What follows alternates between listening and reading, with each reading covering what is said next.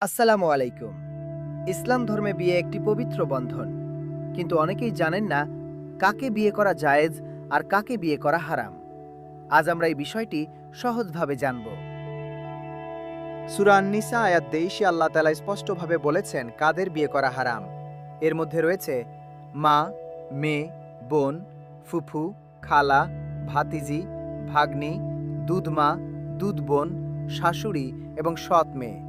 এরা সকলেই মাহরাম। এদের সাথে বিয়ে সম্পূর্ণ নিষিদ্ধ। তাহলে কাদের বিয়ে করা জায়েজ?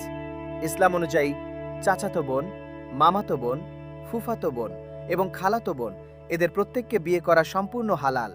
এছাড়া যে কোনো গায়রে মাহরাম নারীকে বিয়ে করা জায়েজ যদি উভয়ের সম্মতি থাকে এবং শরীয়তের নিয়ম মেনে চলা হয়।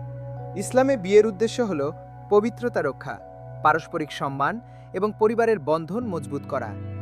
বিয়ে হল নবীজি সাল্লাল্লাহু আলাইহি ওয়াসাল্লামের সুন্নত। আল্লাহ আমাদের সকলকে সঠিক জ্ঞান দান করুন এবং হালাল পথে জীবনযাপনের তৌফিক দিন। আমিন।